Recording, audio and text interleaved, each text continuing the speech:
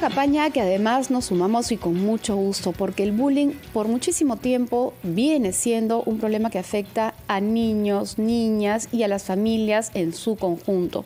¿Cómo superar las secuelas de un bullying? Es el tema que hoy queremos conversar con nuestro invitado, el señor Julio César Carrozo, quien es psicólogo, director académico del Observatorio sobre la Violencia y la Convivencia en la Escuela, a quien le damos, por supuesto, la bienvenida. Y tal vez lo primero que tendríamos que definir cuáles son esas secuelas del bullying. Bienvenido.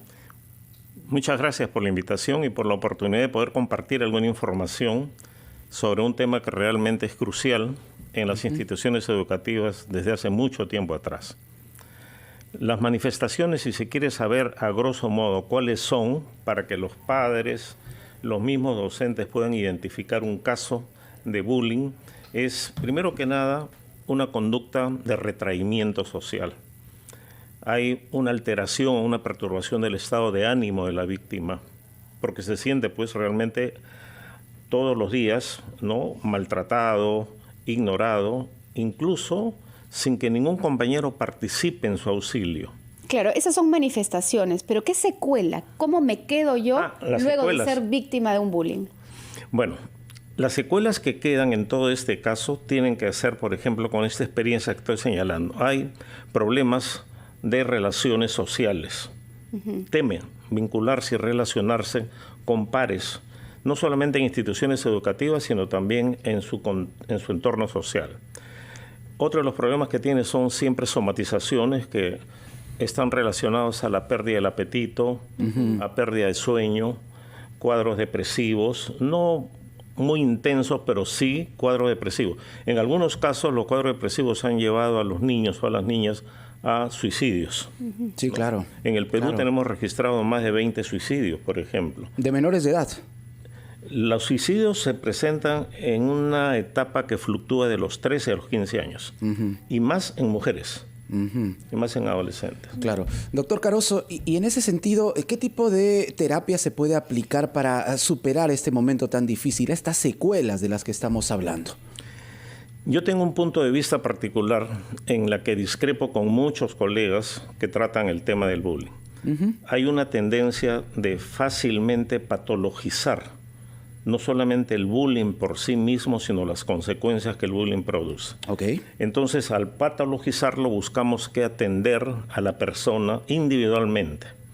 Y el bullying no es un problema individual, es un problema social. Entonces, la estrategia que tiene que asumir la institución educativa, con la participación de los padres de familia, es practicar toda una política de convivencia, enseñar a convivir. Y esto desacelera las conductas reactivas, agresivas, de violencia, que tienen diferentes tipos de fuente. El hogar es uno de ellos, por ejemplo. Claro. Cuando me hicieron esta invitación, decía, ¿qué papel puede tener la familia en esto? Bueno, uno de los factores de riesgo para el bullying es la violencia familiar.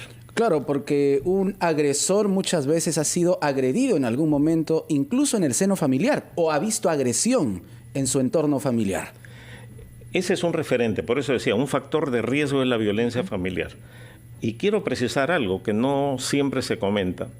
El factor de la violencia familiar no solamente afecta al agresor, que reproduce, imita las conductas que ve en el hogar, sino también afecta a la víctima. La víctima también viene de un hogar de violencia familiar, solo de que él percibe situaciones de violencia entre sus padres y teme eso que está percibiendo y se retrae en el colegio, porque en el colegio hay conductas pues un poco belicosas, disruptivas de sus compañeros. Y el observador también tiene esa misma procedencia. Ve la violencia en su casa y tanta lo ve que se desinteresa. Y cuando ocurre el incidente en el colegio, el espectador no interviene.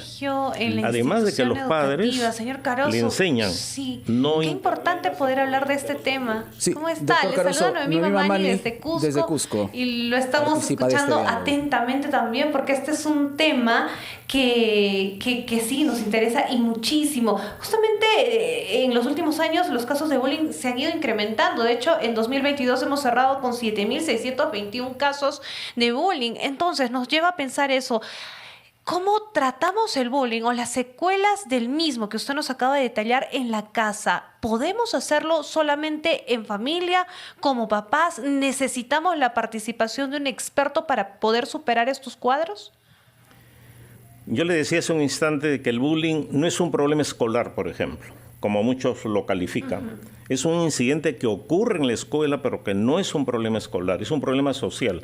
¿Qué hacen los niños y los jóvenes en la escuela? Reproducir los modelos de violencia que perciben en el hogar, que perciben en los medios de comunicación, que perciben en el entorno social. ¿Cómo se resuelven los conflictos que siempre existen? ¿Cómo se resuelven? Mediante la violencia. Entonces, el niño percibe esto temprano y sabe que quien gana en un conflicto es el más fuerte, el que impone su poder. Y ellos lo que hacen es replicar esto. Es un aprendizaje, por lo tanto, no es nada genético. Sí, nos comentó ¿Y cómo superamos en todo caso eso desde la familia, no?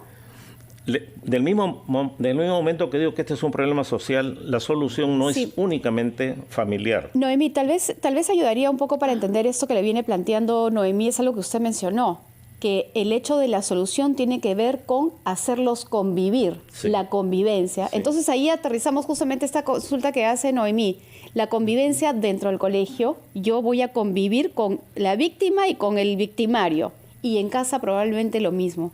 Ahí tal vez esté la clave del asunto. ¿Qué consejo para esa convivencia? Miren, la familia tiene que aprender a convivir porque por supuesto de que no existe una relación de convivencia. El modelo patriarcal está inserto en la familia, por ejemplo. Y del momento que existe ese modelo patriarcal, las niñas, las adolescentes, la propia esposa, por su condición de género, son discriminadas, son secundarizadas.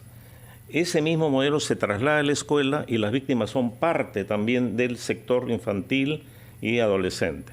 Ahora, la convivencia, uno dice, ¿cómo vamos a enseñar a convivir al agresor, a la víctima, a los espectadores? Es que en el salón de clases existen todos ellos. El agresor, la víctima y los espectadores están en el salón de clases. Todos. Entonces hay que comenzarlos a educar en lo que es una buena relación de convivencia. Muy bien. Que empieza por el respeto a la persona. Y la tolerancia. Que empieza también por el dejar de lado todo tipo de conducta violenta para resolver conflictos. Muy importante. Por señalar algunas de ellas. Muy importante, doctor Caroso. Muchísimas gracias. Julio César Caroso, psicólogo, director académico del Observatorio sobre la Violencia y Convivencia en la Escuela, en nuestra secuencia Al Colegio. No voy más, 10:58. Esta secuencia llegó gracias a Al Colegio No Voy Más, una campaña de Jockey Plaza.